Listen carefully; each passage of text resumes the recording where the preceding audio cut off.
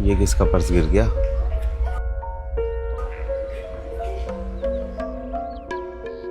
चलो उनसे पूछता हूँ।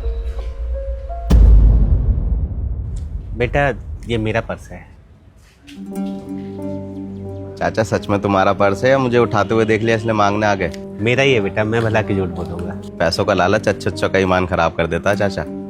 अगर ये पर्स सच में तुम्हारा है ना तो बताओ इसमें क्या क्या है। इसमें भोलेनाथ की फोटो होगी और कुछ पैसे होंगे, चेक करके देख लो बेटा।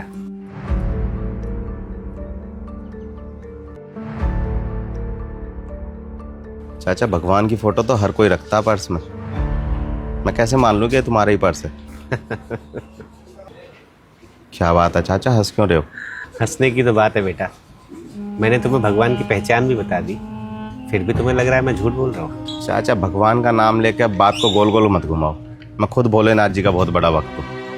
अगर तुम्हें ये पर्स चाहिए ना तो तुम्हें कोई ठोस चीज़ या कोई निशानी बतानी पड़ेगी, तभी मैं ये पर्स दे पाऊंगा तुम्हें। तुम्हारे पास 2 मिनट का वक्त है? बैठकर तसल्ली से बताता हूँ। चलो ठीक है, उधर बैठते हैं। तो बेटा ये पर्स जो है मुझे मेरे पिताजी ने दिया था, और जब पिताजी ने ये पर्स दिया था तभी से इसमें भोलेनाथ की फोटो थी। ईश्वर को बहुत मानते थे। उसके बाद मुझे ये लगा कि माता पिता ही मेरे भगवान हैं, तो मैंने भोलेनाथ की फोटो के ऊपर अपने मम्मी पापा की फोटो लगा दी।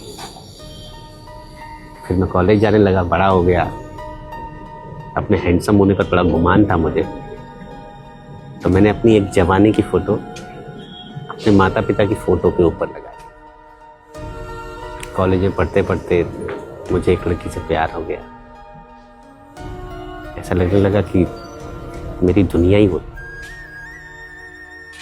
तो मैंने अपनी फोटो के साथ साथ उसकी फोटो भी लगा दी। किस्मत से हम दोनों की शादी हो गई। शादी के बाद हमारे 2 प्यारे प्यारे बेटे हुए। बस बच्चों में ही दुनिया दिखने लगी, परिवार कंप्लीट हो गया।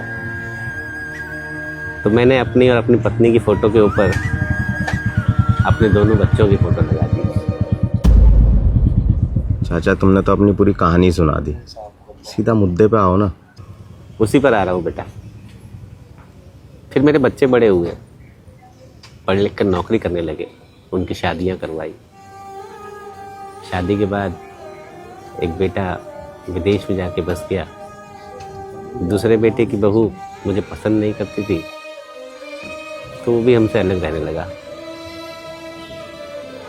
हम बूढ़े पति पत्नी अलग रहते थे। तब मुझे एहसास हुआ कि बच्चे हाथ से निकल गए। मैंने अपने दोनों बच्चों की फोटो हटा दी। उसके कुछ समय बाद बीमारी के चलते मेरी पत्नी का देहांत हो गया। उसके जाने के बाद जब भी मैं पर्स में सामने अपनी पत्नी की फोटो देखता था तो मुझे बड़ा अकेलापन और दुख होता था। मैंने उसकी फोटो भी हटा दी। फिर सामने आई मेरी जवानी की फोटो जो मैंने कॉलेज टाइम पर लगाई थी, पर वो एक भ्रम था। हकीकत ये थी जो आज मैं जैसा हूँ, जैसा दिखता हूँ, वो सच्चाई थी। तो मैंने अपनी जवानी की फोटो भी हटा दी। फिर सामने क्या आया? मेरे माता पिता की फोटो। उनकी फोटो देखकर मुझे पछतावा होता था, गिल्ट होता था, क्योंकि कहीं ना कहीं मैंने भी अपने माँ बाप के साथ वही किया था जो मेरे बच्चों ने किया। अपनी पढ़ाई के चलते उन्हें गांव छोड़कर आ गया था, शहर में रहने लगा था।